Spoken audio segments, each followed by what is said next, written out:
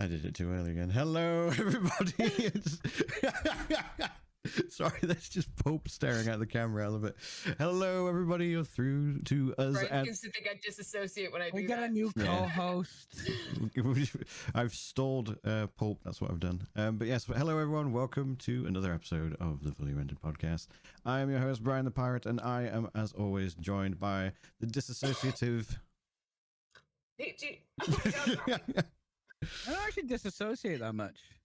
I don't really disassociate myself either. I just like to make you guys uneasy. Yeah. Tracks. I mean, so coded. it's not necessarily that it makes me uneasy. If anything, it's intriguing. It makes me want to ask you what music you're into. You should? Oh, okay. It should. I'll quit then. I'm sorry. Forgive me. But welcome, everyone. We have got not a lot of news. It's been quite a quiet week, but we've got a lot to talk about in terms of the Game Speak Awards. for yourself. There's big news coming up later. Big news? What's the big news? In the second half, yeah. Oh, the Warhammer, or? No, there's some big news coming up in the second half, I can assure you. Some big news. Ooh, okay. Well, let's just jump straight into it then. So we're going to talk about the Game Awards. Obviously, that was on Thursday. Pulp and I watched it live until 4 in the morning my time. And it was not 4 in the morning my time. It was not 4 in the morning your time. It was very reasonable your time. It was midnight your time, right?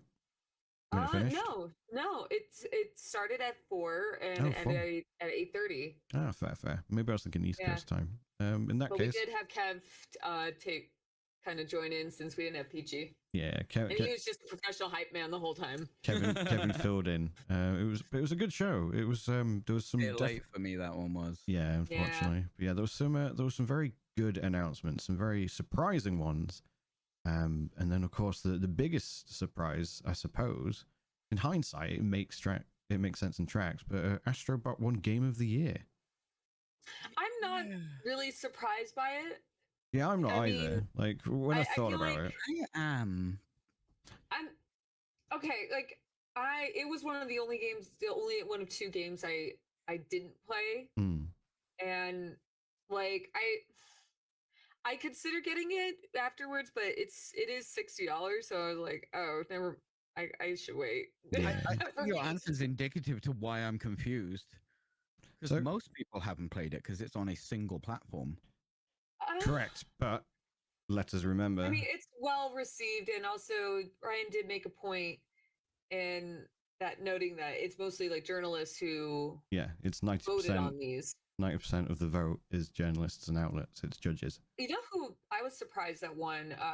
Metaphor won 3 awards. I mean, I'm not saying that I'm surprised it won because the game actually is very solid. It's stunning too.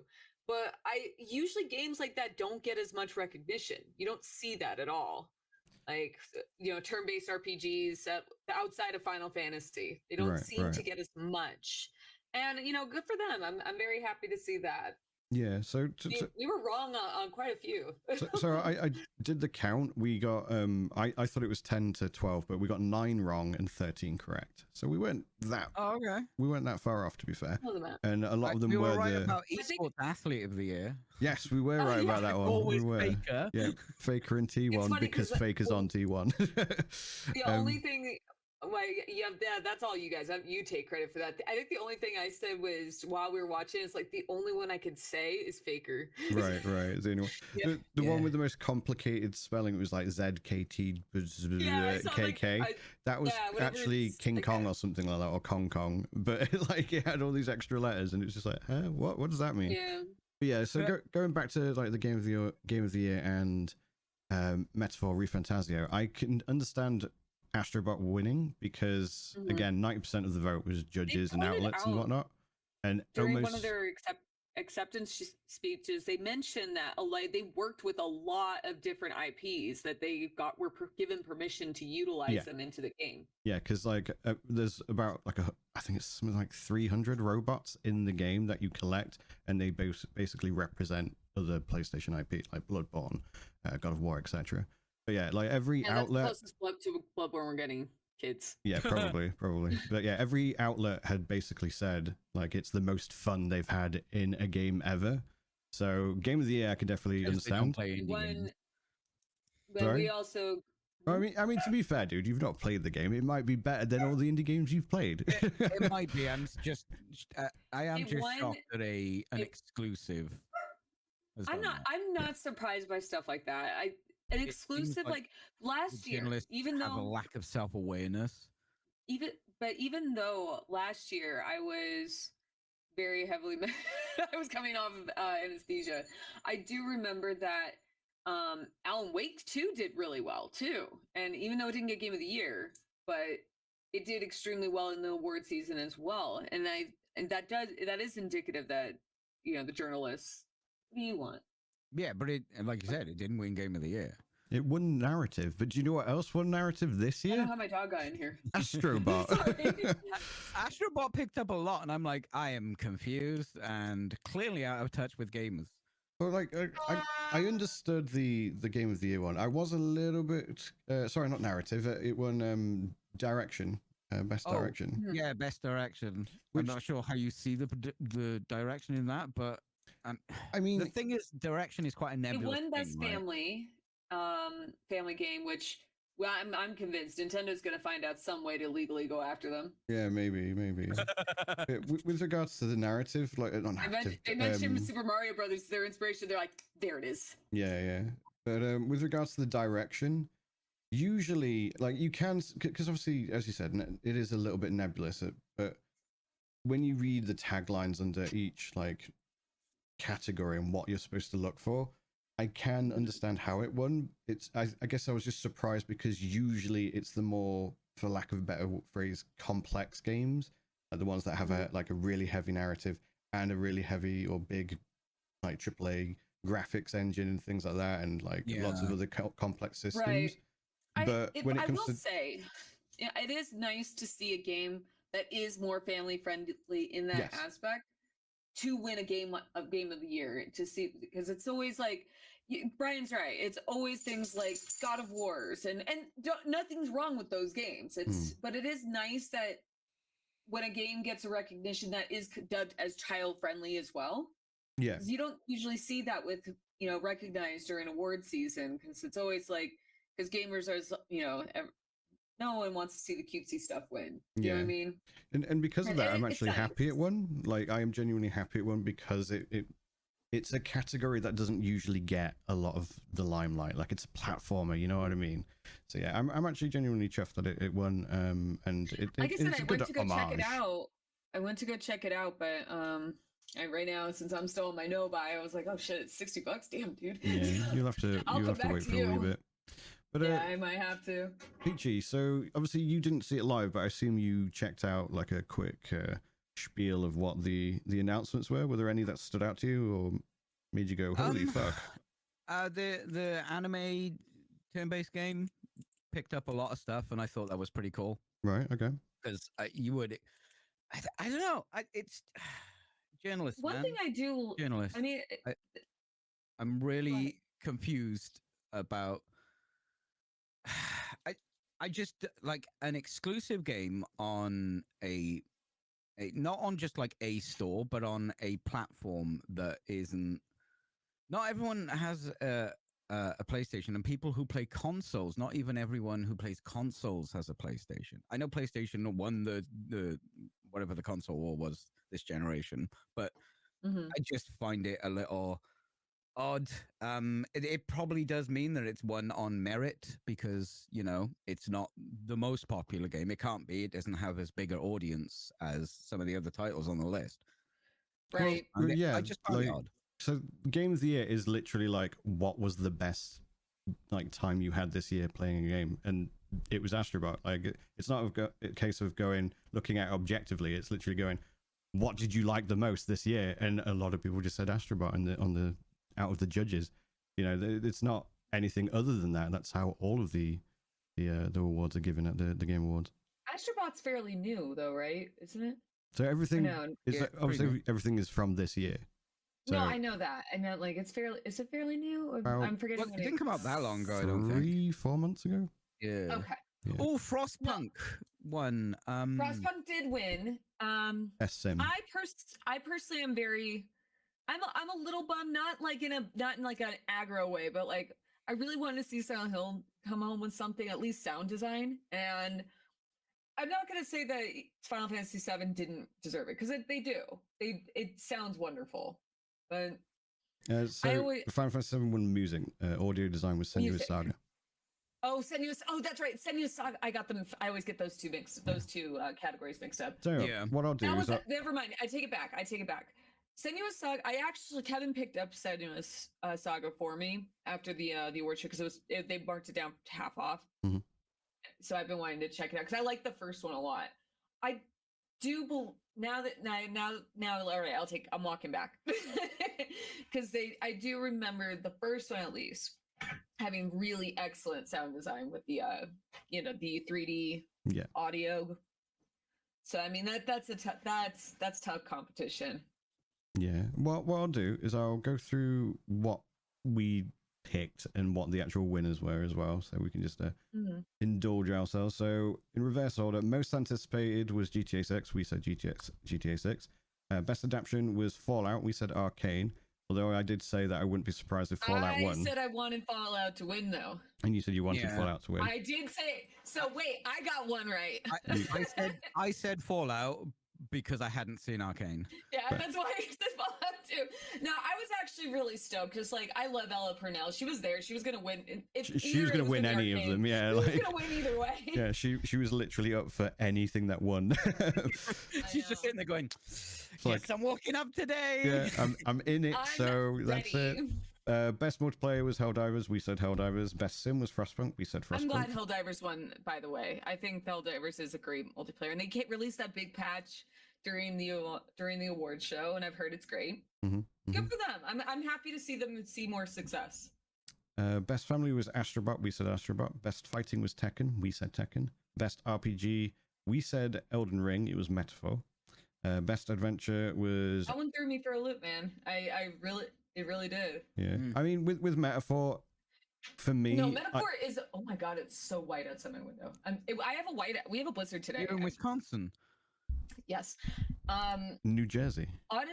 Honestly, I'm not arguing that Metaphor didn't deserve that, because it does. It is a wonderful. It's more like that one threw me for a loop because of. I always feel games like that, those 100-hour turn-based RPGs, kind of very anime aesthetic, are very, very niche in the sense, like, there was a lot of announcements for anime games during the awards show too. And the amount of times. I'm looking forward to one of them. Which one? Oh, I guess we'll talk about that later. Okay. But usually, like, there is a demographic that just avoids those anime games entirely. It doesn't matter if it's good. You hear them, like people saying that they don't want to play. They don't like JRPGs because they specify them as that.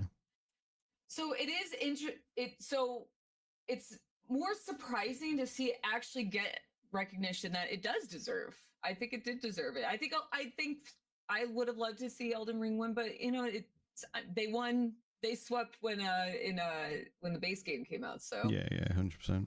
I mean, I think it was surprising to me, not because I didn't know it was good. Like, all the journalists that I was aware had played it had sung its praises. I just didn't think enough journalists had played it to actually win enough of the vote. But it turns out I was wrong in that regard. But yeah, best RPG was Metaphor. Best adventure, Astro Bot. Best action was Wukong. We said Wukong. Debut indie was Balatro. We said Balatro. Best indie overall was Balatro. We also said Balatro. Community support was Baldur's Gate 3. We said Baldur's Gate 3. Best ongoing, Helldivers. We said Helldivers. Best impact, we said Indica, but it was Neva.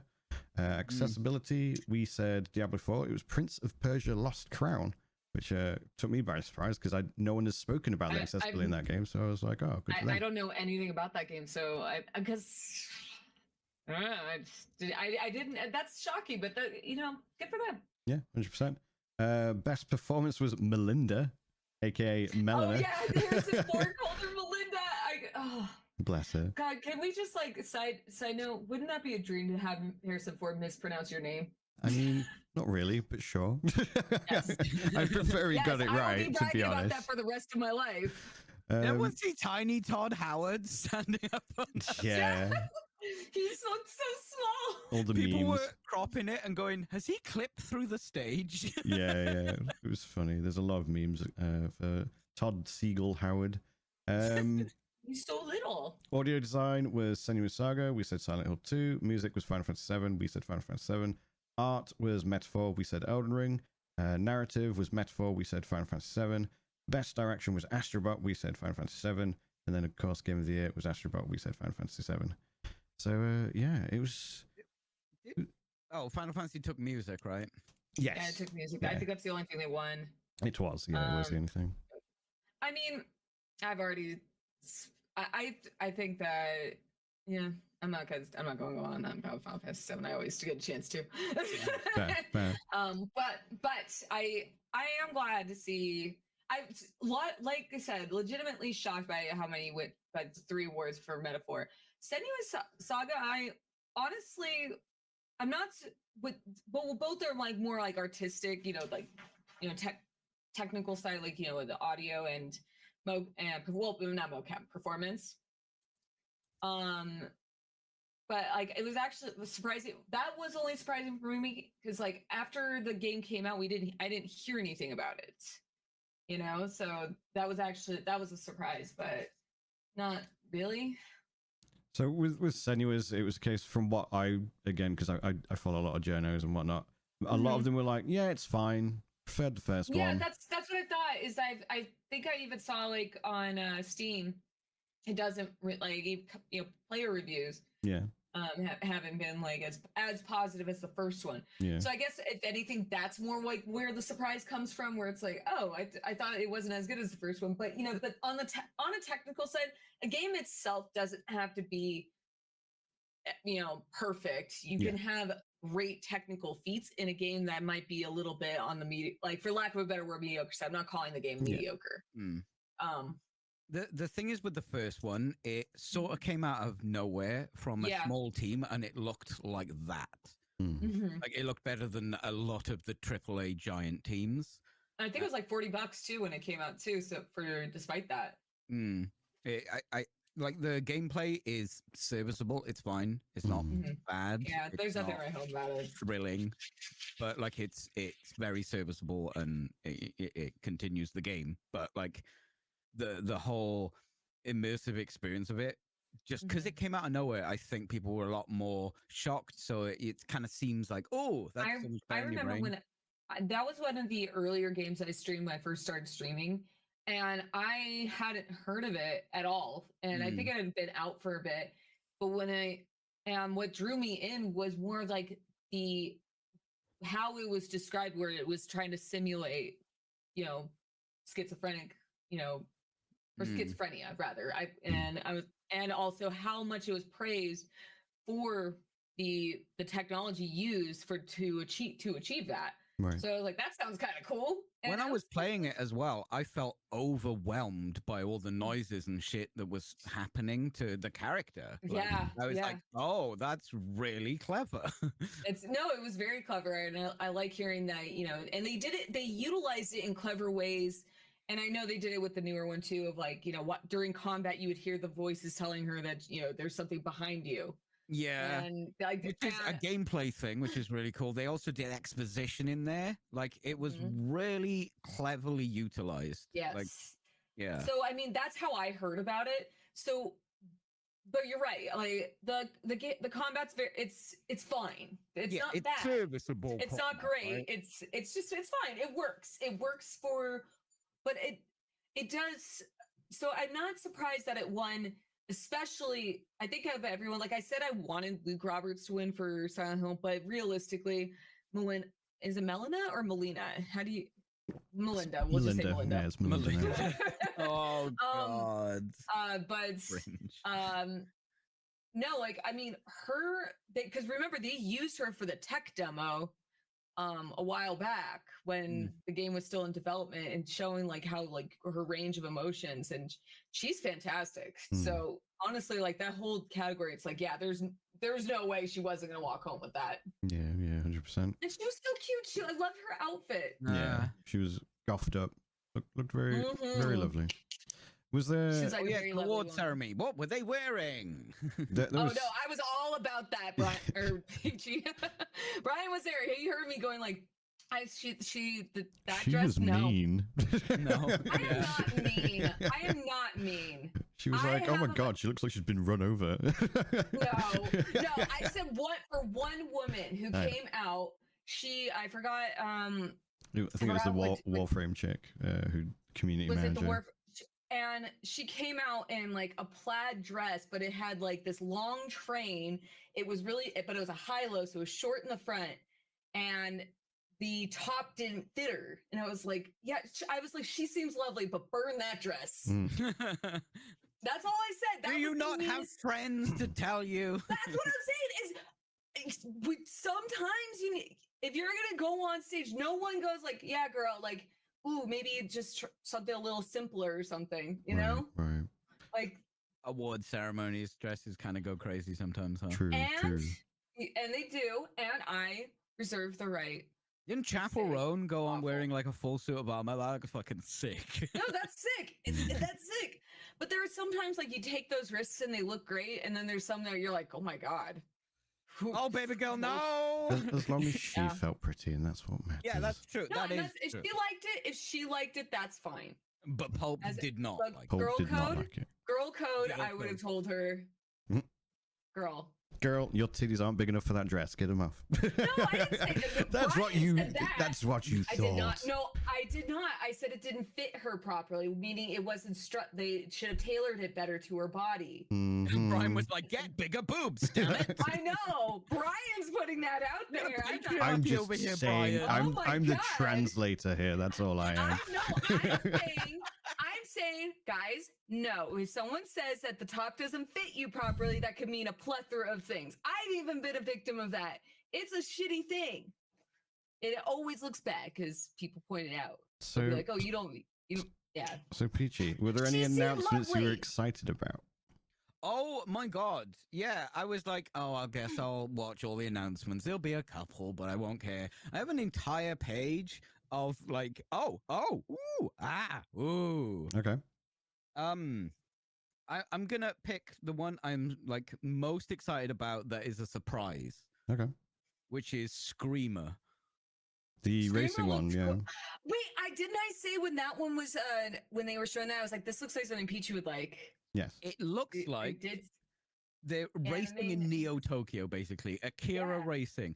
Need for Speed a Unbound cool one. was like, it sort of touched on this sort of anime racing kind of vibe. Mhm. But this one just went, no, we are all about the anime racing vibe, like Yeah. everything. And that looks cool, and I'm looking forward to playing that for sure. Yeah, that So one did look cool.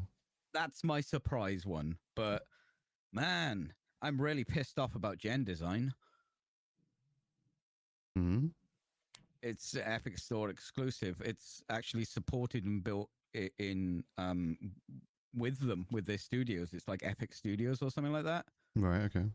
I don't know if they're funding or something, because it did say the I trailer don't- was a PlayStation something trailer. What was it called?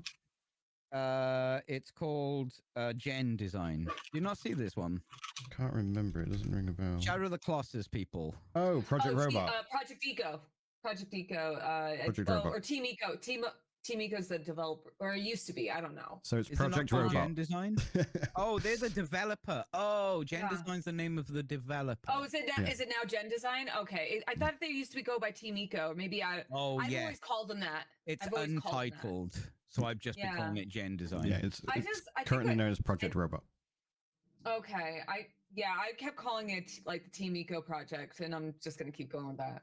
They did like a cutscene thing. It is very them coded. Oh, Like, yeah. very much them. And I like loved it. I he was so climbing the Colossus, and I'm like, oh.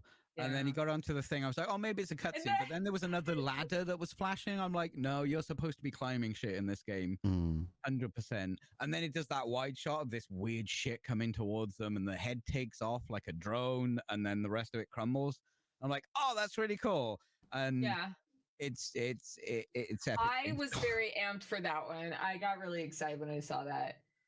Yeah, that one's going to be cool, especially since it looks like it's part of the same universe as the first 3 games, like with that black stuff on the horizon, like Give me the one evil. second. I'm gonna put the dog outside. Yeah, no worries, no worries. I don't know. It looked incredibly cool, but I'm definitely disappointed that it's going to be probably an exclusive forever. Seems as it's Epic Studios have money in it. Sorry, the dog's really stir crazy with the snow right now. Yeah, that's no problem. Were there any others, PG? I'm trying to pick out. Do you want me to just read my list? Yeah, go for it. Okay. One Move Away, cozy little dad game where you try and pack a bunch of stuff. Oh into yeah, a yeah. car. We were like, is this looked packing cute. simulator? Yeah. Well, there's a game called Unpacking, and it kind of has the similar vibe. Well, I Right, saw right. that and I was like, I just went through packing up my whole apartment just a few months ago. Don't need that, but it does look very charming. Games like that are very charming. Yeah, And that's literally, it wasn't that smooth and aesthetic when I did it, by the way, guys. Yeah, I bet. War Mechanic looks very cool. Okay, yeah. I could get down with that. Thick as Thieves, that it didn't really show much, but there was something about that trailer that I was thinking Sly Raccoon. I don't know why. Right, I get you. I don't know, maybe. Dying Light, new Dying Light could be interesting. Yeah. What's that? Beast. Oh, Ninja Gaiden. Yes. 2D Ninja Gaiden. I was watching, I was going, oh, that's Ninja Gaiden. And then at the end, it said it was Ninja Gaiden. I was like, it's actually Ninja Gaiden? It's actually Ninja Gaiden, yeah. I think we did that too, Brian. I think we were both like, this looks like Ninja Gaiden. Yeah, 100%. There's a few games like that where we like, I think it's this. And then it comes out and you're like, oh, it is Yeah, that. it's weird, isn't it? I think that this was a very big show for a lot of the announcements were a lot of nostalgia. Like for me, it was Okami. Oh yeah, I wrote that down, not because I'm excited. Oh my god, interesting that they're doing. You should have seen how excited I got when that one showed. When the title came up, I'm like, oh my god, because I literally love that game as a kid. Yeah. Killing Floor 3. Yeah. Yeah, that looks cool. I never played a Killing Floor game, but that looked great. Splitgate 2. The original Splitgate is a lot of fun, so maybe they can actually get some players. Let me pull up my wish list because I can point out some that I was interested in. We'll go through Peaches first, and then we'll go to Pulp. So go on. Starcraft. I was pointing out. I was gonna do it later. Starcraft Operations look really cool. Did it? This whole brawler vibe going on. Not Starcraft. Stallcraft, you mean? Stallcraft. Yeah. It had this brawler vibe going on, and I liked the design.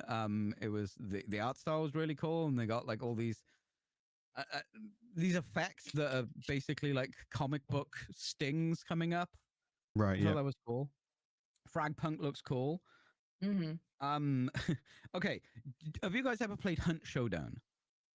I briefly played the demo like prior to it coming out, or the trial or beta or whatever. Yeah, I played alpha or beta, and then I played it a little bit when it came out, and it is cool, but I never stuck with it. But the vibe of the murder circus, which has Post Malone. It's literally called Post Malone's Murder Circus. I remember when I saw it, I was like, oh, it's actually named after him. That's wild. Citizen Sleeper is getting a sequel, which is cool. Citizen Sleeper is a kind of a mindfuck story-driven, choose-your-own-adventure with puzzles and stuff. So that's cool. Oh! New Pac-Man game. Did you all see the new Pac-Man? The Pac-Man, the Pac-Man game looks cool. Did everyone watch Secret Level and go, "What the fuck is this Pac-Man thing I'm watching?" Now we know. So I've seen the trailer to it, and I was like, "What the fuck?" But yeah, that does make sense. It looks. Yeah. Oh, if you haven't seen the Pac-Man Secret Level episode, you could go and watch it. It's like 11 minutes long, so it's not a big time investment, and you will come out of that going, "Well, that was cool." What? Yeah, 100%. Intergalactic look cool. Ooh, yes, new did. Virtual Fighter announced. Yep. We kind of knew that one was coming. Cool. I was surprised that the demo was so soon after because we heard it was coming out like 2 days ago, and then suddenly trailer, and it's like, oh shit, they were prepared. Borderlands 4. I mean, we knew about this before. It looks like Borderlands. I'm gonna be very reserved about my expectations on that because I was not because of 3. I think a lot of people might be. Yeah, I dipped on 3 for sure. Yeah, and so I mean, let's hope for good things to come out 4. It's all about the writing, though. I think because the gameplay in 3 was pretty dope. I just need to double check I've written down the right name of this game. Yes, Outlands 2. Yes. Oh, Outer Worlds 2. Outer Worlds 2. Yeah, no, Peachy, I do the same thing. I always call it Outerlands. Yeah, I actually want to go back to that announcement. Before that announcement, I was thinking of going back to Outer Worlds because I feel like that game deserves another chance. It kind of got like it's a smaller in scope game. The combat is a bit meh in this combat, and like was front and center. So they are clearly trying to make that a thing. Probably learn from a Valve. Hopefully, the Outworlds made enough money for them to maybe make this a bit bigger. They kept this scope down, which I think was smart because it was a good game. Yeah, and I think also some of the marketing that they tried to utilize for that trailer, pointing out all the sequels that they were responsible for, that are for the most part received positively. So I think clever. That was a clever choice, and like maybe our sequel would be the better one, Oh, our own Project Century. Project Century. Doesn't ring a bell. Oh, that's the new Yakuza game. It is Yakuza. I thought it was Yakuza. The weird color grading during the trailer. It's not Yakuza, but it is Yakuza. Like it. Oh right, yeah. It's the same team. Oh, it's the same studio. Okay. Yeah. But it's like in the olden days, right? Yeah. That one looks cool. Yeah, that did look cool. Yeah, I was really into that. Yeah, I mean, I like Yakuza games. I like what they do, so I'll definitely try that. And the last one on my list is Turok. I was waiting for you to mention that. I've literally been sitting there going, why isn't he saying Turok? Why isn't he saying Turok? The end, obviously, Bryan. Like bouncing, like, oh, come on, you got to say Turok, man. Yeah, that was a surprise. I think one of the reasons it was a surprise and why a lot of the games were surprises, and I mentioned this on my Blue Sky, and I was talking to someone on Blue Sky about it. There's a lot of games that were announced that traditionally have been seen in the last like decade or so as like not safe, not marketable. It's old IPs that you can't really touch anymore, and you've got to keep going with the IPs that you got. So seeing things like Onimusha and Turok and Ninja Gaiden and all that suddenly getting these announcements, I'm like, oh yay, they're getting their time to shine again. So I'm really stoked for all of those things, because again, it's usually like people just like, no, we're going to do Assassin's Creed 22 or COD Black Ops 6, which is literally the 22nd game in the series or something like that. So it's really nice to see these. I'm quite stoked, because also dinosaurs as well. We need more dinosaur games. I've been waiting for a new Turok for a long time. I'm very excited. How long has this been in development? I'm special, Bryan. They did the remaster of Turok, right? Did they? Did they? Yes. It's good. It's good. Right. I mean, it's just basically Night Dive did their thing, right? Night Dive always do their thing. They're very good at doing their thing, and it was good because the original game is good, and they tweaked it a little bit for modern stuff, but they didn't change it. And I'm wondering if the studio behind this maybe had some work done, and they were like judging interest and saw how that went down, and it went down pretty well for everyone who played it. It's obviously not, sold bazillions, but it sold well and people were very happy with it. Well, this one's going to be done by Saber. Oh, okay. Which is, promising. They've been doing well. Yeah, I wonder if they're going to use the thingy engine and have hordes of dinosaurs, because I'm down. It's quite possible. I mean, it would make sense to utilize it. Well, if they've basically got their own engine now, right? So yeah. And it seems to be able to do some cool shit. Is it the Z engine from World War Z? Yeah. Is that what they called it? They named it after that engine out of. They made it out of something. I can't remember. That was a long time ago. Many moons ago. But yeah, I'm very excited about that one. Witcher 4, I think, was a big one for a lot of people. Yeah. I was kind of surprised that it was Siri, but not seen people surprised. getting upset that you're playing as Siri. I'm stoked you're playing as Siri. I think it's just the natural progression of the game. Yeah, so that's the thing, because like I it was funny. I was talking about this on stream yesterday. I posted a message on what you call it, Threads. There's so many fucking social media platforms now, but I posted one on Threads saying, "Oh, these are the games I'm excited for." Yeah, maybe, but I posted that I was excited for Witcher 4, but I put in brackets Siri got nerfed, as in her power, and someone lost their shit at me because they presumably thought I was on about her appearance, which obviously I wasn't because I'm not a dickhead. But but I was on about her power because obviously in lore wise, she's borderline a god. She can literally have an angry fit and disintegrate people within a 100-meter radius of her, kind of thing. And obviously in the Witcher 3, she's teleporting all over the place. She's not mutated and things like that. Bryan, what if this is like Metroid? What if she, beginning of the game, something, a plot device comes in, it's like, you don't have powers anymore. Bye. Quite possibly. There you go. So yeah, and that's what I'm saying. Like, going to be a sequel, right? Because of her age, so something like that is going to have to happen. Yeah, and she's clearly gone through the mutation as well, which Geralt and Yen didn't want her to do. So, I am interested to see how they do that, and I hope they do address it again for the lore nerds, as opposed to just like going, let's not talk about it. Let's pretend she doesn't have the elder blood and she's just a regular witcher now. So like, it's going to be interesting to see how they tackle it.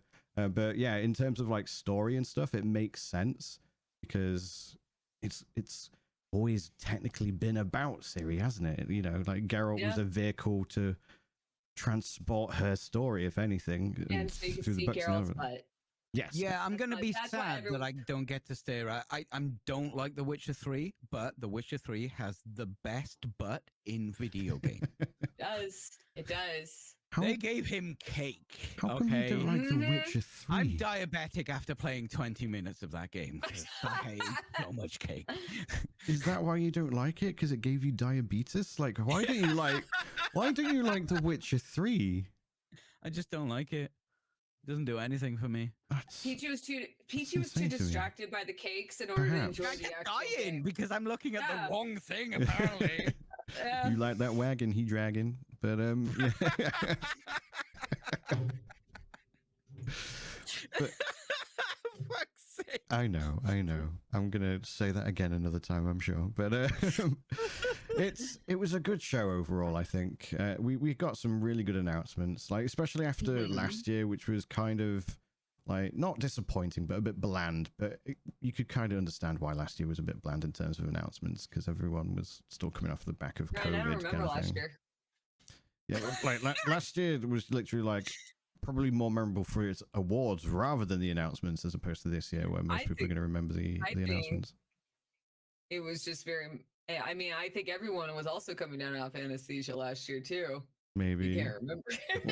Well, I mean, to be fair, like with last year, last year and the year before, it was a bit of a drought because you still had all the games that were delayed because of COVID and all that, so that makes sense. And then now, everyone's like, oh, we've actually had time to recover. Let's be real. But let's also be fair too. This year was very good for video games. Like I think for the and I think there were some really great announcements this year. Yes, 100%. So, Peachy, do you want to take us through the indie games? Oh yeah, the indie section, which was named as oh,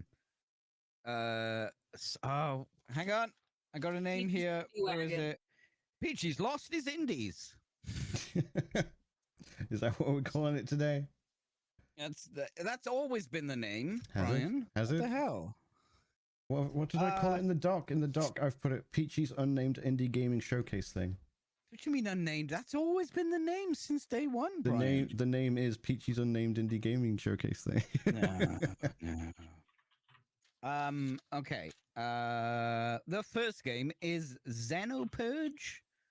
Oh, what? You're not doing it in order. How dare you? Oh, wait. Oh, I don't know what order I posted it in because I wrote in the docket, I wrote the names and I posted the links and I forgot to press enter before I went to bed.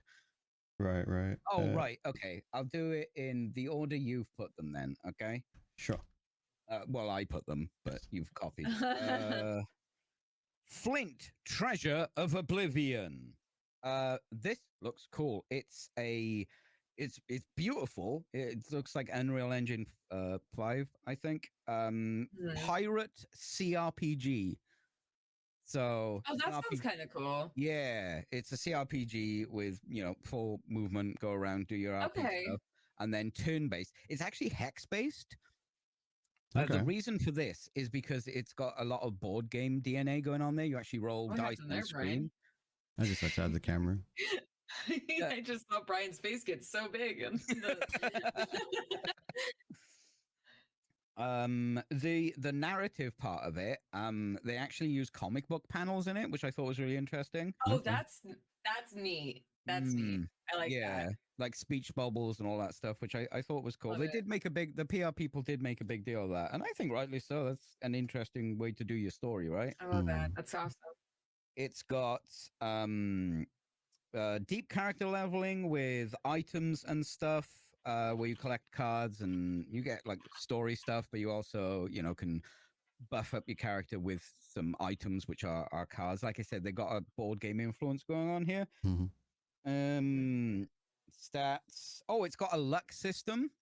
So if you're more into your RP stuff, you can actually tweak your luck stat. So the more RP stuff and like side missions and talky RP stuff you do, the better you can make your luck. Which is when you're rolling the dice, you'll get a more favorable result, which I thought was kind of cool. Or you can just play through. Loaded It's going to be released on the 17th on GOG, Steam, Epic, PlayStation, and Xbox. There isn't a price yet. I'm guessing it's going to be around 25 to 30 quid, which is $30 to $37. And that's developed by Savage Level and published by I've forgotten who it's published by. It's published by people who did another pirate sneaky RPG type game. Micronoids. Got there. You should see a doctor about it. I should. I guess I'm cream for it. All right, what's next? Wild Woods. This looks adorable, but it looks like I will not enjoy it. But I think some people will enjoy this. That's why it's down, because it's quite interesting. It's actually on Steam now in early access. Wild Woods. Let me take a look at that. So I'm usually big on. Well, it depends. Is it spelled with Y? No, just Wild Woods, I think. Yeah. You play some wild little cats. Was in the little PR thing I got. Oh my god, that's cute. And you basically follow this cart. It's an escort you know mission those game. missions you hate in video games? It's an escort mission game. Why would you do this? Why? Well, why would you do this? I thought about this, Brian, but those levels suck because the game is not about that, right? This game is about that. Thankfully, it's not about that. Yeah, but no, the game is about whatever, you're doing a scary game or whatever. And you've got to collect some resources. You need to keep your cart fueled. You can level up your cart. And then enemies will attack it and you've got to fight in, which it's a co-op game also, by the way. I think 2 to 4. I think I saw 4 characters in the trailer. And it's even got boss fights, which I thought was pretty cool. I'm not sure how that's going to work with the cart, but the boss fight I saw, the cart was there going around and they were making sure it was refueling and then going and fighting the boss. So that's pretty cool. It is currently 10% off in early access, 12 quid or $15, which is published by Daedalic. Yep. And developed by Octafox Games. It looks cool, but at the same time, I do end up thinking, is this just going to make me remember why I hate escort missions? Like, oh, it's moving too slow. Why can't it move as fast as I move? you know, all that stuff. It does. I like the aesthetic though. Yeah, I don't think so. Reason being that is the main mechanic. It's not an afterthought. Also, it's probably got some tower defense there because I did see some upgrades for the cart where it can have a weapon and stuff like that. So. It just looked really cute. And it's all anthropomorphic. It's more of a escort the payload. Anthropomorphic. So they're animals that are like people. Anthropomorphic. There we go. I was just seeing if you knew the word. I was waiting. It's filled with furries. That's what it is. Peachy ventriloquated that. Get your hand out my bum. Elbow deep. Okay, and Xenopurge. This looks cool. It's an RTS roguelike, and it's kind of loosely based on Aliens because you play through like a readout, a map, as if you're looking at a CRT and you can see your team like flashing up on the level and stuff. It looked really cool. I think people who like RTS experiences would be into this. It's just a very minimalist kind of minimalist visuals. So yeah, that looked cool. This is by Traptix, is the developer. It's a single player game. I'm not sure who develops it. It's on Steam in Q2 of 25 next year. I'm guessing it's going to be around 15 quid to, I don't know, $20, something like that. Sounds about right. There's no price now. I'm just guessing. I don't know what those prices are. Mm. And the last one is basically an advert for my friend. Full transparency. If anyone has played Clone Drone in the Danger Zone, Dorborog Games have made a new game, and it's Clone Drone in the Hyperdome. And it's a VR title. It's on MetaQuest and Steam at the moment. It is 10% off, £15 or $19. It's self-published by Dorborog. And I have had a go of this, and it's really cool. It's if you like Clone Drone, it's that, but you do it IRL, and it's a bit more involved than your standard VR fighting games. It's quite. I don't want to say it's the Dark Souls of that, but basically one hit, you're fucked, and you have a life system rather than a health system. So like Contra almost. Yeah, you are very fragile, but so is everyone else. But you have a life system. So am I.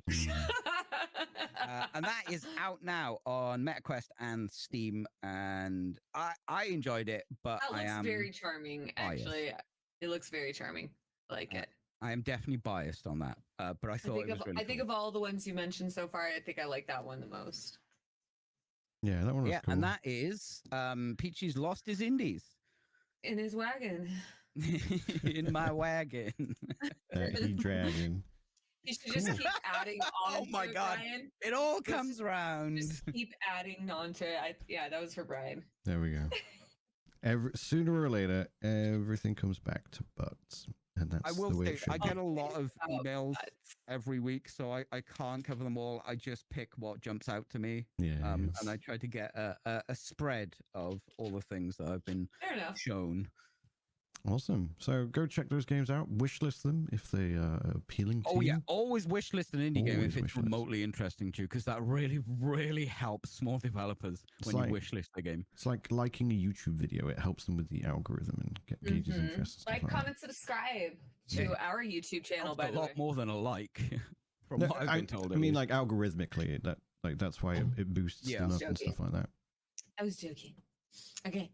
No, I mean, no. Effectively, it is like in a layman's level, that's how it works. Any engagement is good engagement. That's kind of like the idea. Yeah. So even if you're remotely interested in just wishlisting, it can kind of probably boost it up. It does. It absolutely does. Yeah. Let's jump to the break. We'll go make ourselves a drink. Go stretch your legs, rest your eyes. We'll be back in around about 5 to 10 minutes to continue with the show. In the meantime, mics will be hot. And I'll play some soothing lo-fi tunes for you. Ready. Born ready. You sound like an anime character. Ready. I'm ready. Ready. Welcome back, everyone. We are apparently ready. And we're going to continue with the second half of the show. Peachy, do you want to take the lead? Yes. With your mainstream gaming. Yeah, so we just went through my indie section, and I'm about to lose all my indie credentials. Yeah. because I've been playing Call of Duty Black Ops 6. Wow.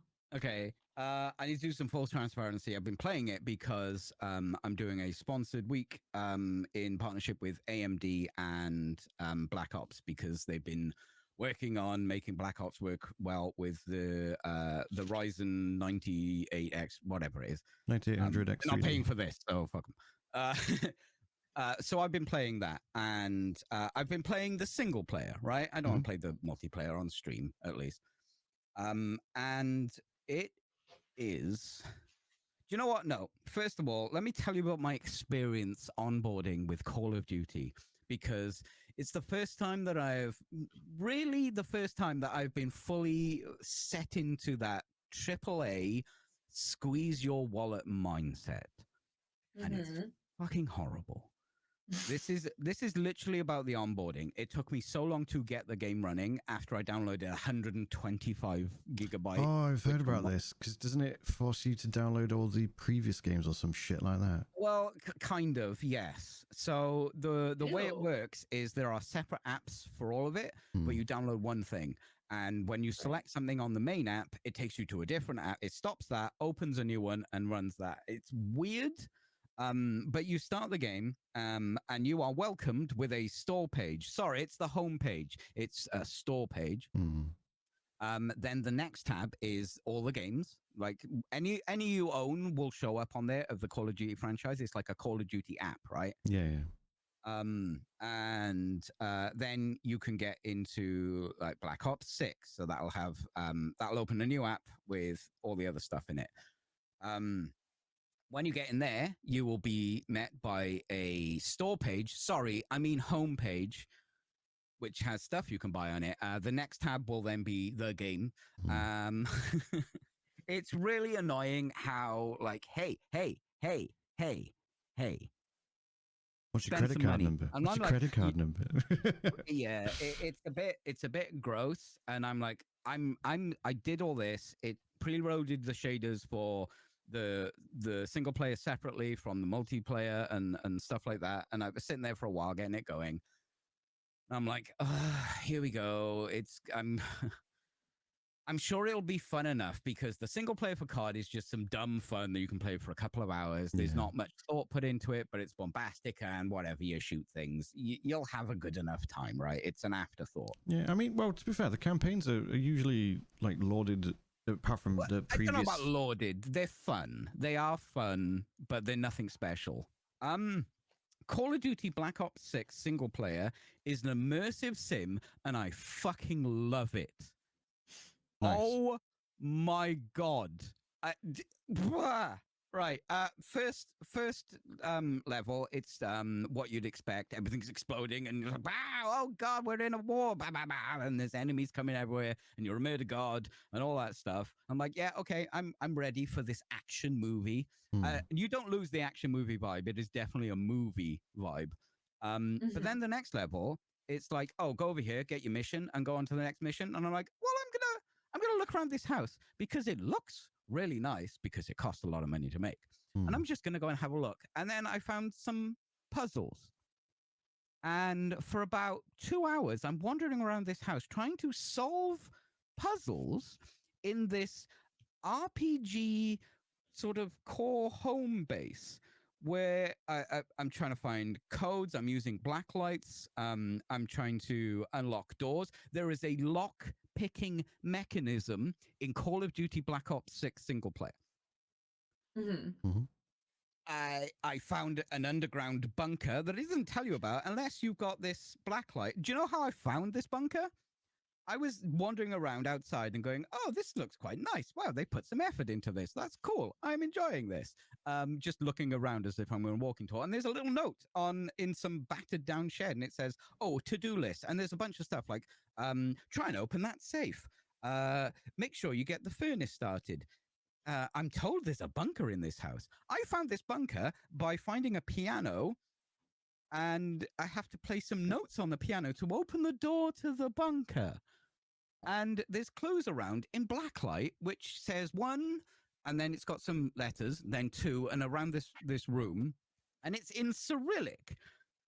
And in Cyrillic, what it's actually saying is do, re, mi, fa, sol, la, but in a certain order. And you have to type that into the piano, and then you can unlock where the bunker is. But in order to open the bunker, you need to figure out the puzzle in order to turn on the generator in the base. I'm like, wow, this is crazy. And then I got into a mission. I'm like, okay, we're back in the mission now. In the mission, it was an immersive sim. They were like, hey, you want to go in loud? Let's go in loud. Hey, you want to sneak around? Let's go sneak around. You want to go up there and snipe people? You can complete this mission in so many different ways. Nice, yeah. I'm losing my mind at this point. I'm like, okay, what the hell? Then there's another part in the house, and you're going around talking to people as if it was a Bethesda game where you choose your options to talk to them and stuff.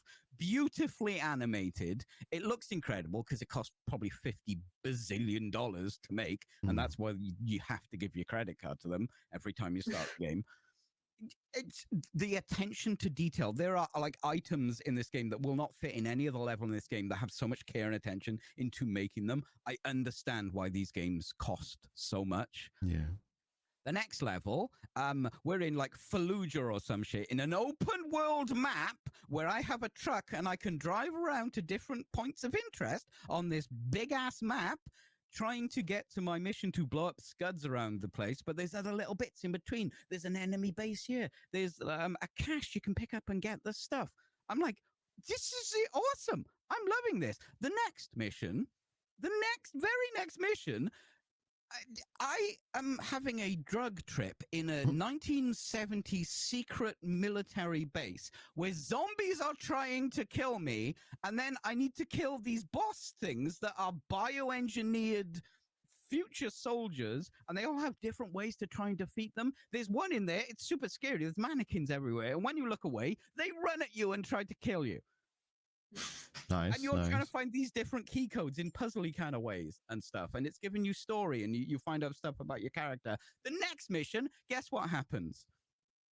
You're in a heist movie, and you play every single person that is pulling off the heist, doing different things. I played poker, and I had to try and like sneak in a card and get the poker thing. Then I've got to sneak around with the tech guy, who's a German guy, and he's hacking it into computers. And then another guy who's sneaking through the basement and taking out the mob and stuff in order to hack into the cameras. This game is fucking phenomenal, and I have no idea why more people aren't talking about how good the single player of Call of Duty Black Ops 6 is. And I can't believe I just said that sentence. Single player. You really don't. A lot of people don't really talk about the COD single player because honestly, like, there's no way the games are bad because of how well they do. And it's just all the emphasis has always been on the multiplayer. So multiplayer is good COD. They've got new movement options. You can dive and slide and max pain around corners and stuff. It is a shame that there's not more attention on the actual single player, because if it's that good. Well, this one was led by Raven, who have a storied history in some really great shooters and stuff. It's an immersive sim. Call of Duty is an immersive sim, and I am so here for it. But it's Call of Duty, so I have to now say the obligatory gamer words. First of all,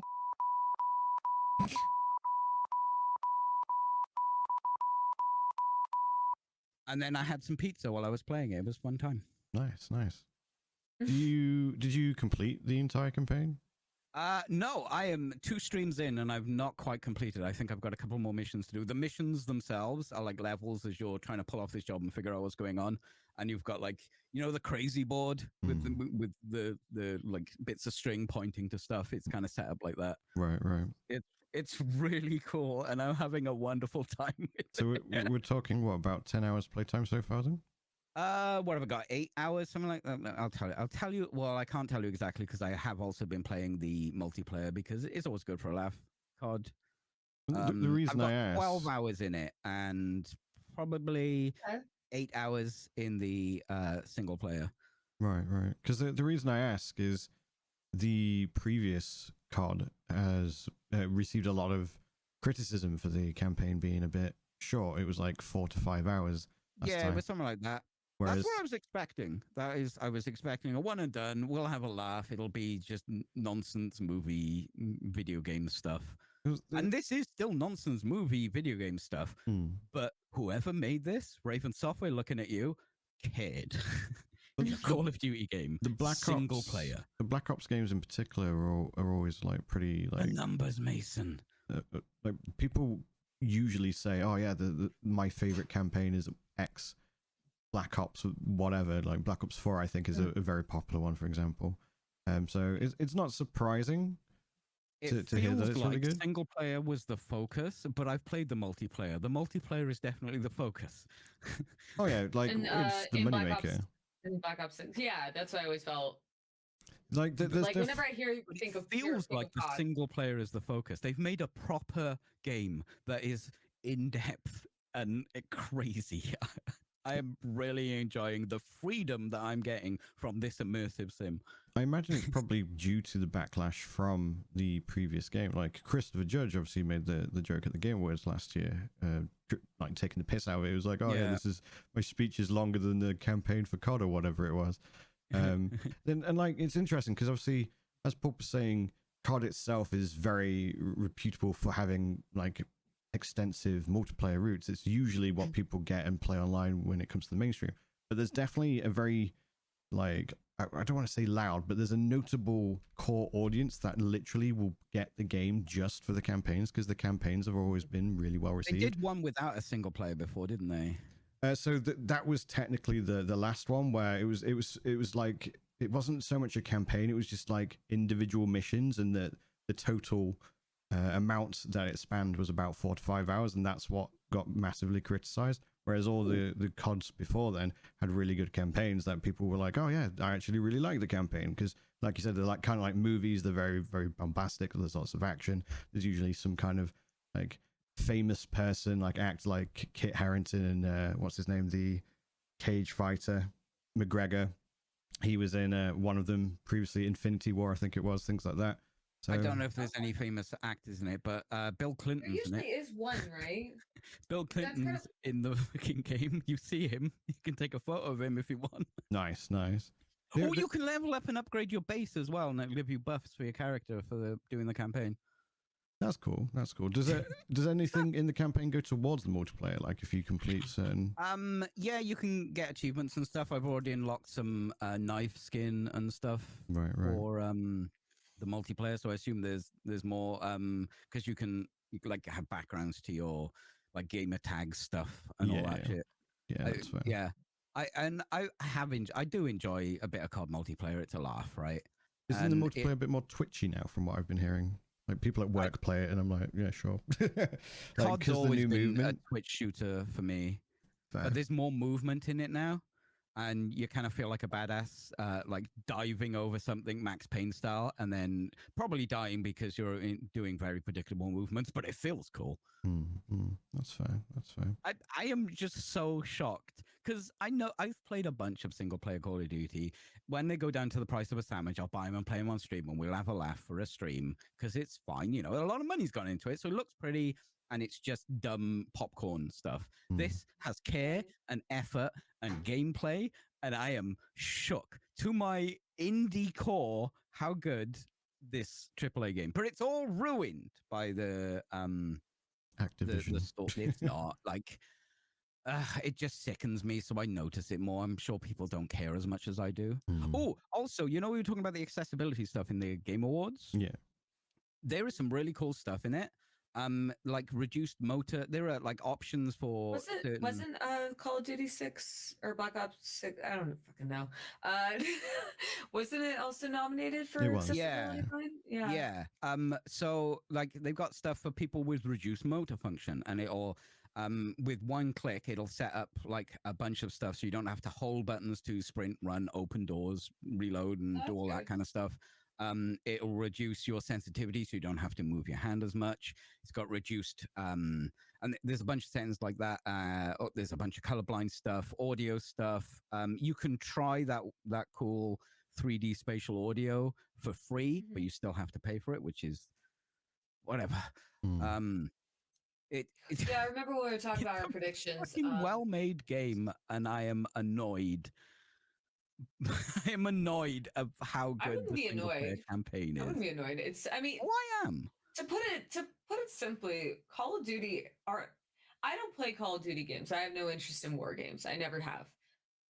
But I never ever assumed that they were poorly made. They've always.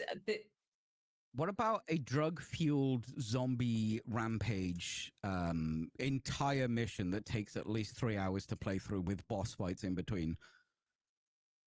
Because this one has that. It doesn't need to be this good. Like people are like, oh, that was a bit short. All they needed to do was do, that dumb thing, but more. Game doesn't have to be long in order to be good, though. True. But no. What I'm saying is they could have just done what they always do with the single, like the last one, which was short, admittedly, but it was what I expected. Right. They could have just done that just a bit longer. But I don't know. Raven have gone above and beyond. And if you have Call of Duty and you've been playing and enjoying the multiplayer, as most people will, no doubt, have a go of the single player, because maybe it'll show you immersive sims, because they're probably my favorite genre. And a mainstream AAA title now is one, and that is exciting to me. That is very exciting to me. Yeah, because that could have a knock-on effect. Because if people are like, "Oh yeah, this immersive sim's actually really, really good," and Activision are like, "Wait, should we make an immersive sim, like an actual?" Oh no, Activision don't make an immersive sim. Well, no, because if they do, then other studios will follow suit. Because if Activision does it, that's a big thing. That's a big deal. They're a trendsetter. At the end of the day, they literally are. So I don't want Activision trend setting anything, but maybe introducing people to because there are much better immersive sims out there. Do not get me wrong, but this is above and beyond what I expected from. She's a brat. She's a COD fanboy now. You just said brat. I did. I did call her a brat. This is Brat's summer. I will say, I've been in multiplayer and people have got their mics on. There are some people who have their mics on all the time. You can hear their fucking fan going off and stuff. But no one's like you hear people, fuck's sake, you twat, normal chat when you're playing multiplayer games, but like nothing. There's been no, I've not sat there and gone, oh, this is so fucking edgy. I believe you. That's something I won't ever delve into is the chat on multiplayer and COD. No. I mean, I understand why, but I'm just saying I have had that. I believe you hadn't had any negative experiences. I haven't spoken on there. Yeah, no, fair enough. To be fair, they're probably scared of all the TikTok women that are gonna destroy them and then put them out publicly on TikTok. There's a lot of those that come across where there'll be some bad mouthing where someone's like, "Get back in the kitchen," and then she just 1v1s an entire team and just destroys them, and then she's like, "Oh, I'll put this on TikTok." There's a lot of that, so they're probably just living in fear, and that's all we need. We need more God gamer women on COD. Yeah, so basically, I think I'm recommending Call of Duty Black Ops 6, but the monetization is bullshit. Valid, very, very valid.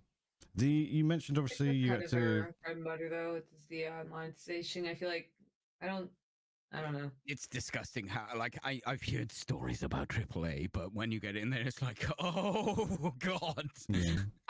I take issue with any game where they advertise on their main screen, as you called it, a store page. It's not even a title screen where it's a store page. Actually, okay. To be fair, in the bottom corner in one of the smaller windows, you can just quick start the last thing you were doing, like your single player. But the rest of it is upgrade for 30 quid to get the stuff, and then you got your battle pass.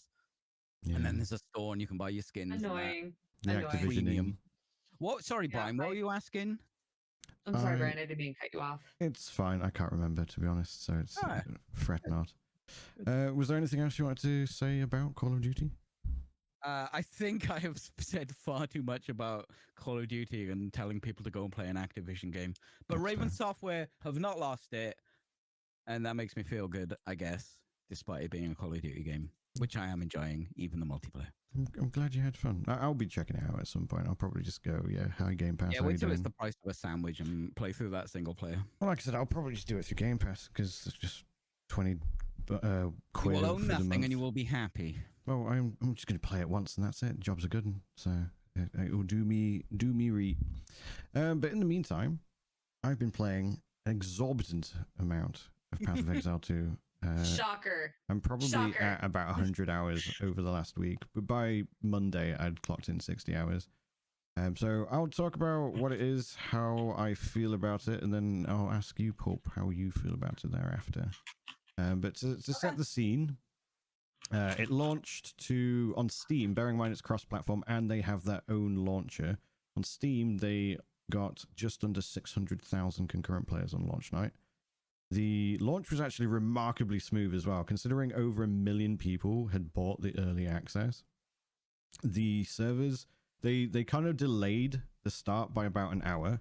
Then you got in and you got disconnected maybe 3 times within that following hour, and then it was smooth as butter thereafter. It's probably one of the smoothest ARPG launches I've ever experienced. Came out, when it was first launched, I was sitting on the title screen for quite a while. Oh, I didn't tell you can I tell you a short excerpt of like my experience with trying to get into the game? Sure. Right. So Kevin bought me early access because he got his for free, I think, because of how much money you got. Is that how it worked? Is how much you spent on the okay. If you spent $500, you got it for free. Yeah, and I know you're way above that.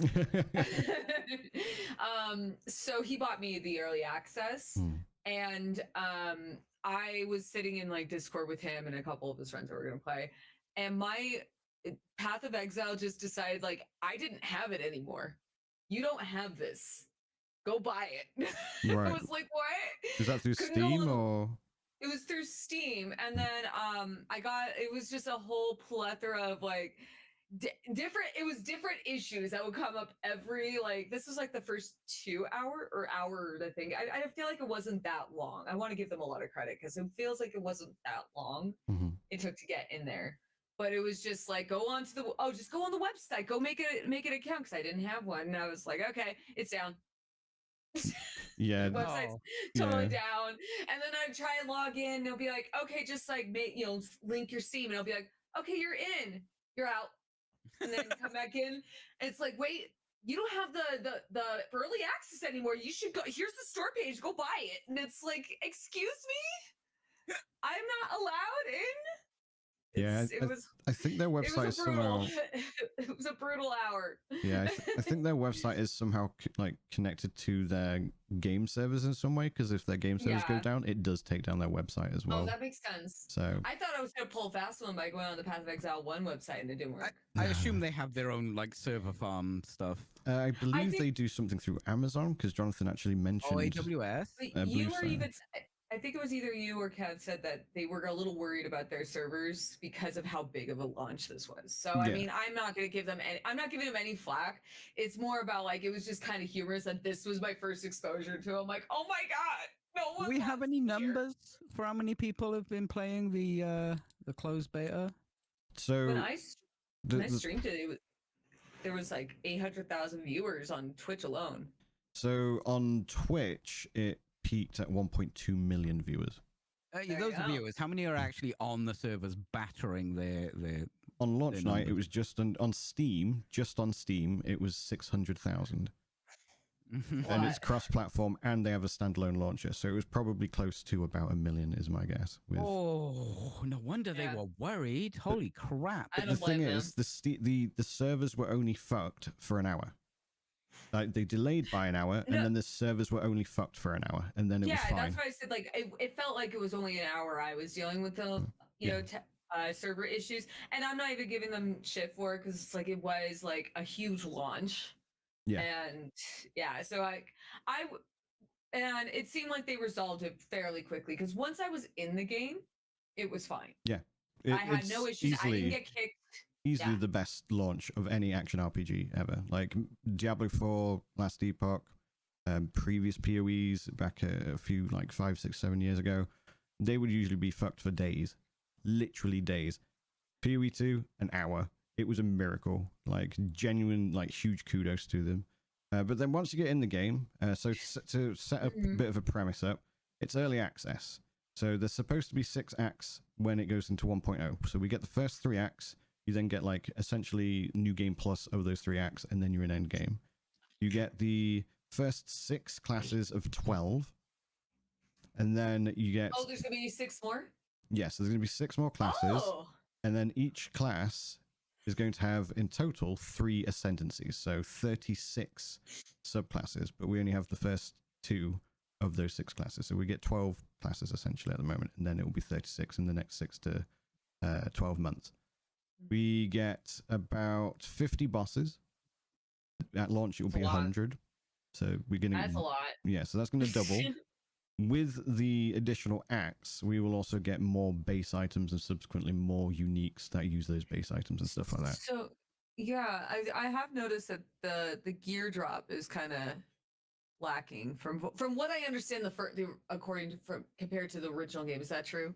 Yeah, so it's intentionally supposed to be, because the first game... They intentionally wanted to do that. Okay. Yeah, so the first game basically rained down bullshit on you, so you just ignored half of it, and you'd get a filter that would make half of the loot that you found, more than half the loot, invisible, because it wasn't worth your time. So now they've made it so the loot is a bit more meaningful, and there's what drops has a lot more potential behind it, either as something that you can craft with, or something that will potentially just be a really good RNG. Yeah, so it just makes it more fun, and you're not like phasing it all out and trying to ignore it. So the game, I started with the monk first and foremost, and I've been having a really good time with the monk. I've been playing the invoker subclass, and it's mostly about being icy and twatting people with a big stick and freezing them to death, and then twatting a bell, which then makes them explode and things like that. Really, really fun build. And I did the first 3 acts in about 20 hours, and then like the new game plus, so those 3 acts again in 5 hours, because once you've done it and explored everything, you can kind of work out the shortcuts and blast through and know what quests to ignore. And then you get to endgame, and endgame is like very similar to the Atlas system in PoE 1, but kind of heavily inspired by the monolith system in Last Epoch, where you are literally playing on a giant atlas, so you get to pick which direction you want to go in, and like the biome that you're in affects the map that you play, and you can then go and discover these towers that will reveal more of this actual atlas, and then you can juice up your maps, as it's called, so you can make the maps have higher chance to drop more unique items or more rare items, things like that, or more currency. And overall, it's a fantastic experience, despite the fact that pretty much half the game is missing. It's already game of the year for me. Like, genuinely, like, when it comes to like our award show that we're doing, I'm not actually going to give it game of the year, because I know when it hits 1.0 it will actually be game of the year kind of thing. But yeah, like the bosses, obviously there's the 50 bosses. Each boss is essentially like doing a raid boss. Like Peachy, I recall you saying like, oh, the bosses are a little bit simple in PoE 1, especially like during the first part of the campaign. Boring. They're very difficult in this game. I mean, okay, I already knew that PoE wasn't easy to go in, like obviously, but I wasn't prepared at all, because like I feel like this game, correct me if I'm wrong, Ryan, of course. I feel like this one was more developed with grouping up in mind, like you said, as it's more of a raid boss, because it's very difficult to solo a boss. I mean, maybe later on when you've gotten your ascendancies and so on. I wouldn't say it was designed with group play in mind. Like, group play is viable. It's just hard. It's basically, they've gone to they've made the combat a lot more engaging. It's not press one button and destroy the character, you know. That's not what your reel said, Brian. That, to be fair, to get to that point, there's a lot of stuff that I've like had to do with it, but yeah, so like it's supposed to be more like Souls games, where you want to learn the telegraphing, you want to know when to dodge, which direction to dodge in, should you block instead, when to time your attacks and things like that. It's a lot more tactical, and like I said, engaging. You want to make sure you're paying attention to the fight, as opposed to just running up and just smashing the keyboard against your face and then going, I win. You know, it's not just about out gearing the bosses. It actually involves skill in how to play it. So that in making the game more engaging in its combat systems and adding the action in action RPG, that inherently does make the game more difficult. Otherwise, you can outskill the game. Whereas in PoE 1, it was all about gearing. It was always about making a good build and then overpowering the boss with godly gear to make that build so strong. Whereas you could, Yeah, it felt like in the first one, the only mechanic I had to do better than I was kiting. yes, exactly. Whereas in this, there's the AI for the bosses. Like if you do try to kite, they'll be like, okay, well here's a bunch of random ranged attacks that will fuck you up and like punish you for constantly kiting and things like that. So you even as a ranged class, you need to mix it up and maybe hug the boss sometimes depending on certain attacks and things like that. And the variety of the attacks. In PoE 1, you'd maybe have like 1 or 2 different attacks kind of thing. Whereas in PoE 2, there's sometimes like 12, 15 move sets and different types of things to be aware of, like extra mobs, maybe some arena-wide things that you have to deal with. Like it's so much more engaging. And then the combat itself as well, how you attack the enemies. It's no longer going, oh, I like this skill. This skill is I don't know, shooting a cannonball, and I'll just click the cannonball shoot button over and over again. You now can combine and synergize skills. So one example is the mercenary. The mercenary has a grenade. So you fire this grenade, it explodes, and then leaves a gas cloud behind. You can then follow that up by setting that gas cloud on fire with an explosive attack, which then blows up the gas cloud for doing and does even more damage. One thing that I use currently on my monk is I can use ice strike. So I twat them with my quarterstaff, which is enchanted with ice through this attack. But I can also then put down this giant bell, and if I hit the bell does a shockwave. And if I use the ice attack specifically, it'll do an ice shockwave. So I'm hitting them with the stick, cleaving through, hitting the bell beside them at the same time, and doing this like double damage. So you get all these weird like cool combinations.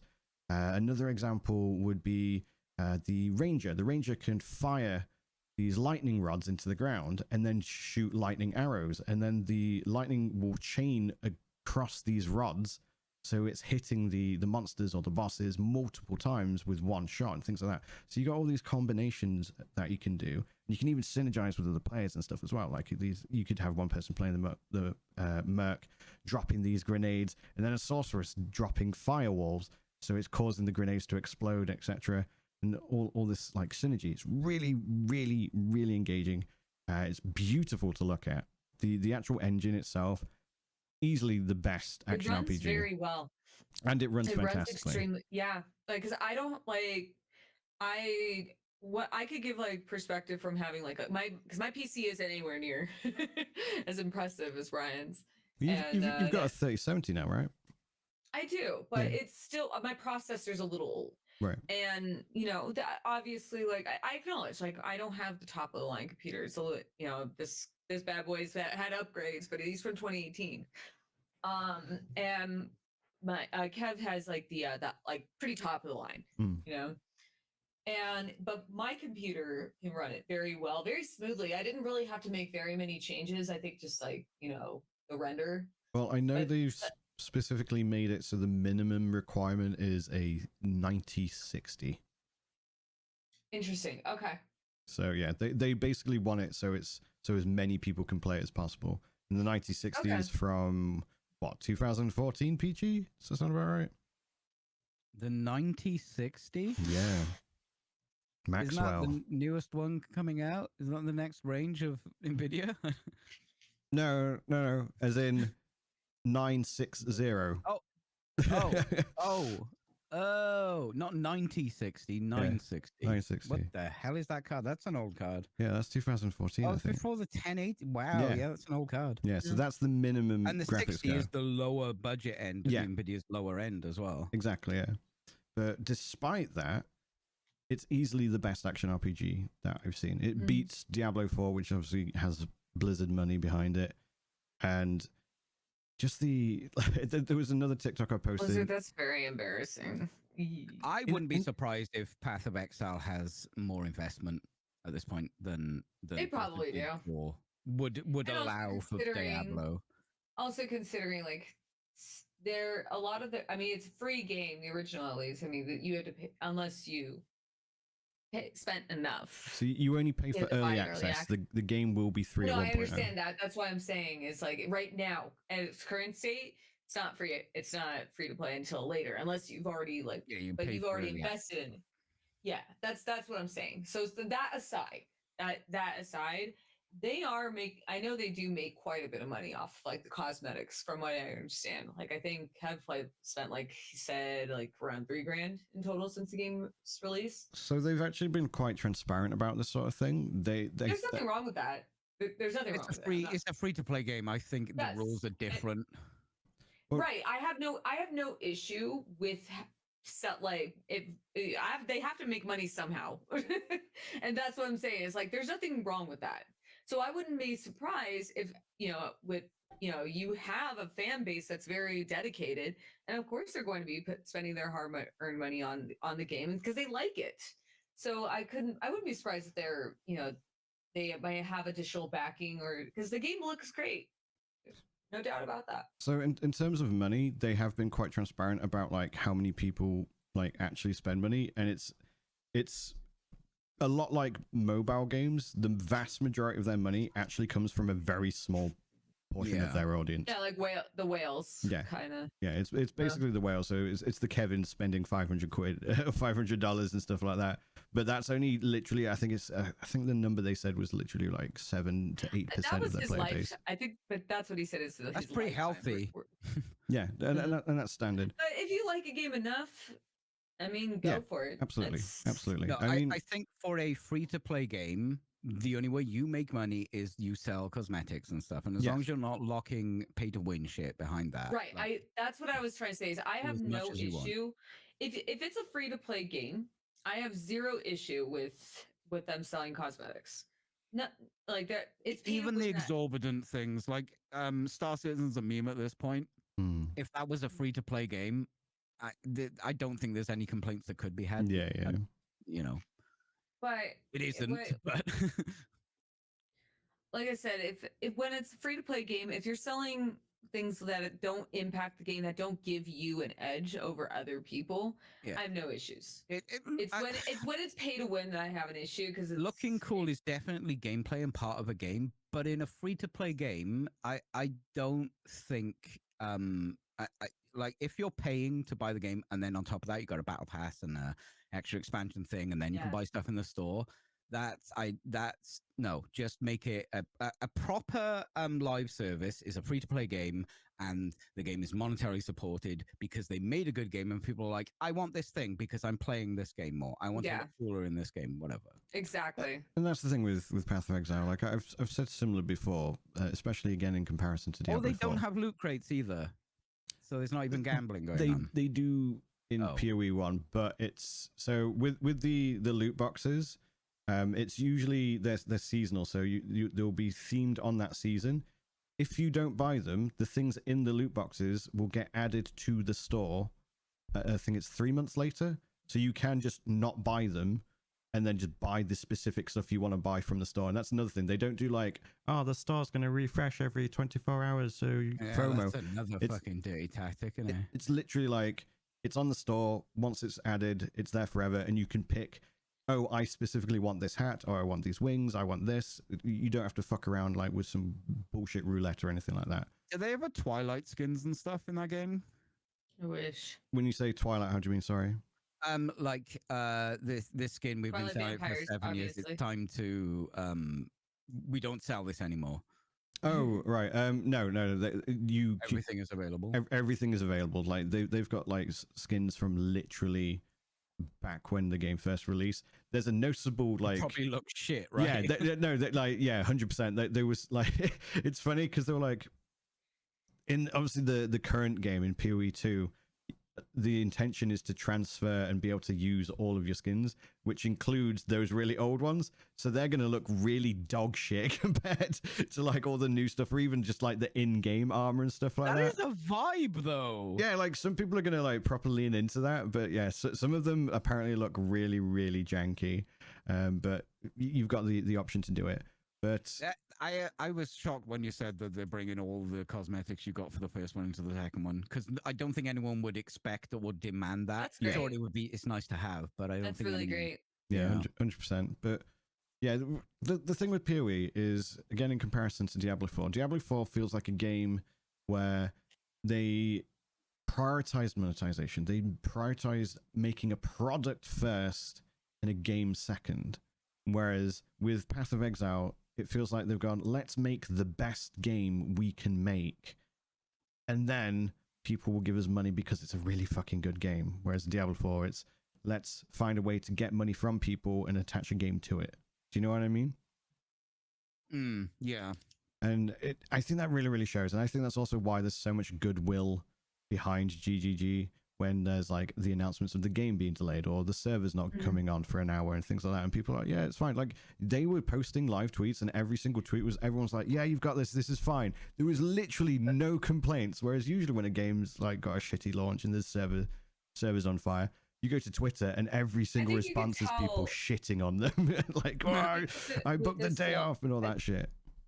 I think with their launch is you could tell that they've been transparent about where they're coming from. They're not over promising, nothing like that. If they only went down for an hour, they definitely prepared to this. They were on the phone to him and saying, okay, we might have 1 million.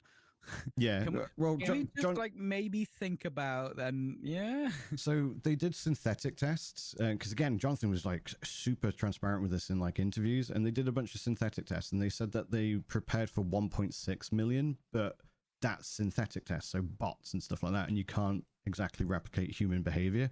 So they were like, we don't know how the servers are actually going to handle on the actual day. It could be that 1 million people log in and then all open the exact same chest at the same time because that's just human behavior, and that could be what fucks the servers up and things like that. So they had definitely prepared and tried to get it as smooth as possible. And at the end of the day, they technically do a launch every quarter, essentially, because they just have this huge influx of players coming back. So it's through experience, I think they learned how to get rid of or at least predict a lot of the things that you'd get with high server loads and stuff like that. So, Pulp, obviously you're new to the game. What was your first time experience like? I mean, I kind of already said it was a little harder than I expected. I'm only level 18. I chose a witch, and I don't know. I'm still. I'm gonna go back to the game. I don't think I've played long enough to actually formulate a proper opinion. That's okay. No, that's fair enough. That's fair enough. Were you like daunted by the passive tree?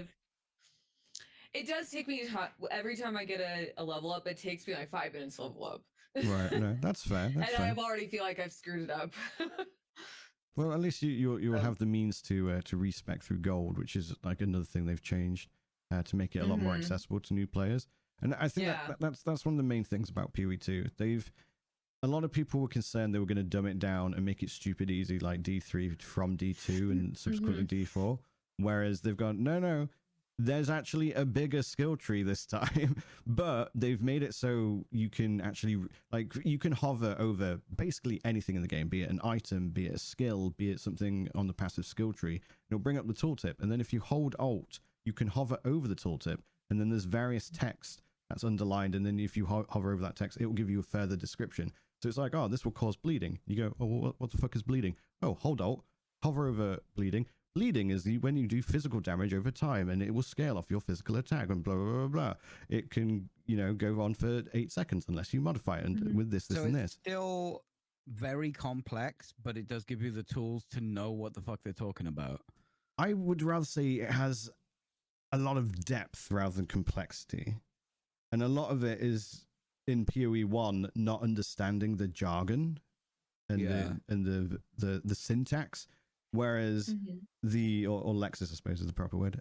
Whereas in PoE 2, it's just the user experience is a lot more easier to onboard you because everything is explained in game and it's worded so you can understand it easily. It's not filled with jargon. Obviously, there's like in-game terminology, but it will go, look, hover over it, and this is what the terminology means, and so on and so forth.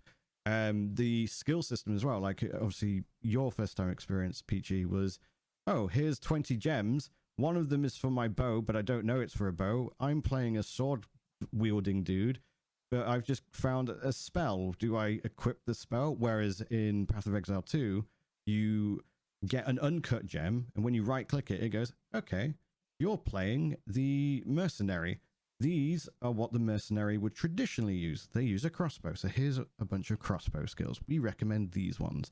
And you can follow those recommendations, and it leans into the archetype that the mercenary is supposed to fulfill. Or you can go to the bottom corner and just click all gems, and then you can mix it up. So the character that I showed you earlier, that's actually the ranger. They're traditionally supposed to be a bow character, but I've turned them into a spellcaster because I know how to play POE, so I can do crazy shit like that. And that's the thing. It's this sandbox where you can go, okay, the ranger has a bow and arrow, and therefore they have lots of passives that specialize with projectiles. Well, spells are also projectiles, and that's why I came up with the class. I was like, well, how can I utilize these things that are intended for arrows to my benefit with spells instead? And that's why I've got this planet destroying build now, because I've done all these things. And like the next character I'm going to do is going to be the Titan, which is supposed to be like this big, like two-handed weapon wielding dude bro that does slams and causes earthquakes. I'm going to give him a fucking crossbow, mate, and it's going to blow people's minds. And people are going to be like, wait, he's synergized these things because he can use stun and stuff like that. And it's just such a wonderful experience if you like to build craft and you just like to come up with ideas and discover things, be it through discovering cool interactions with your build or discovering cool things in the environment, coming across these bosses and finding cool ways to beat them.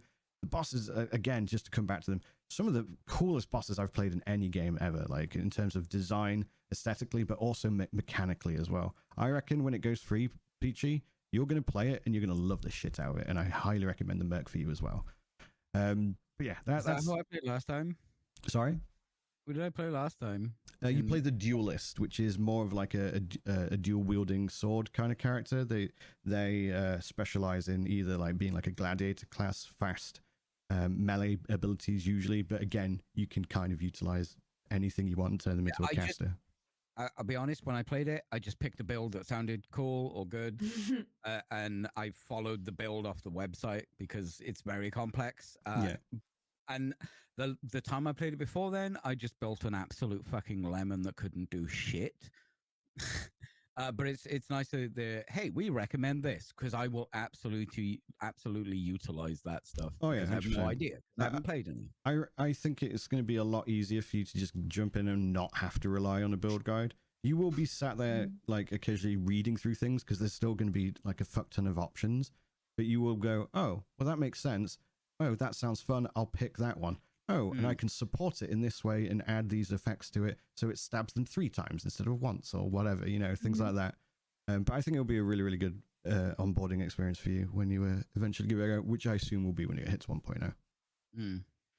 Oh, was there any, since you want to hold off on your POE thoughts, were there any games that you wanted to talk about before we do shout outs? I'm good because I'm just playing Mass Effect right now on my stream. That's fair. I played through the whole trilogy. I was doing it last time we were talking, and I'm on a high, man. I love that series, so I'm trying to platinum the Legendary Edition. Oh, you're platinum it. Yeah, so you're doing insane difficulty now, right? No, I'm on Insanity. Insanity, yeah. I'm on Insanity, and I'm hold on, I can pull it up right now because I'm almost there. I'm 6 away. That's not the right one. It is, yeah. I am at 121 achievements out of 127. So all I have to do, I'm just doing the grindy ones right now. So I'm in Mass Effect 1. I'm actually still streaming it probably tonight. I want to. You want to? Nice.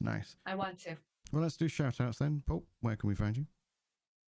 Hi, I'm Pulp Fictionally. You can find me on all my social medias under Pulp Fictionally because I'm no longer on Twitter. I'm on Threads and Blue Sky under Pulp Fictionally. So no one stole my name. That's awesome. I can change that. But someone did steal my name on Twitter. They didn't steal it. They just claimed it first. Anyway, like I said, I've been playing Mass Effect Legendary Edition on Insanity. I'm going to be playing a little bit more tonight at about 5:30 Pacific Standard Time, so that's about 2.5 hours. And tomorrow, I'm going to be playing Soul Reaver because it came out, and I've never played it, and I wanted to check it out. The remaster. The remaster, yeah. The remaster, sorry. Not a new one. It's the remaster. Anyway, Peachy, hi. Soul Reaver now has proper controls instead of the weird tank movements it had before, which was kind of odd. I'm Peachy Pixel 8. You can find me on twitch.tv/Peachy Pixel 8 or on YouTube or on Blue Sky as well. I'm not on X anymore. Yeah, I'm calling it X now. You can have that. You can have that because I don't fucking want it anymore. That's it. I like Warhammer, and that's mostly what I post on Blue Sky, to be honest. And I play video games and indie games, and I'm a big AAA gamer now. I'm not. I'm just enjoying one for a moment. Bryan. Fucking COD bastard. My camera's not there. God damn it. Bryan. Okay, I'm from COD. Wait, that gives me time to add my camera. Bear with me. Yep. Okay. Oh my God, Bryan. You're gone. I'm a giant head. You disappeared from us, and now you disappeared from the stream? I've disappeared from This is what everybody. it's been like, chat, the whole stream. This is how we've been talking. How did we live? I'm sorry you can't see my beautiful tired face. You know what? I've been just talking to Peachy instead. Peachy and I've been having a one-on-one conversation. Yeah, I and there's didn't been a even big exist. ghost. Even when we're talking to Bryan, we're talking to each other. I'm not real. I'm just a figment of your imagination. But hi, I'm Bryan the Pirate. Thank you, as always, to my co-hosts. They are real. They're just not on land ever. Anyway, I don't know where I was going with that. But yes, thank you to my co-hosts, as always, for joining me. It has been a pleasure. I am Bryan the Pirate. I can be found on absolutely everything ever, be it Threads, X, Twitter, Instagram, TikTok, Blue Sky, VO. Back in the day, that was quite a cool platform. It's a shame it didn't go as well as it did. Yahoo Answers. Yeah, GeoCities. MSN. Your mum. All of it. Neopet. Bryan the Pirate, that's where you can find me. I will be streaming some more Path of Exile. Maybe not tonight, but certainly tomorrow. I'm kind of tired because it's been my life for the past week. I'll also be uploading the build guide for the Deadeye Fireball. The planet is on fire. Oh my god, there was a spider build. I've yet to think of a name for it, but it's something along those lines. Yeah, something a bit snappy than that, Bryan. I'll think of something. I'll put it on the thumbnail, something that will fit. But yes, that will be getting uploaded tomorrow. But that's going to be it from all of us. It has been a pleasure as always. Thank you all very much for watching. Farewell. We'll remember you. I won't. Bye.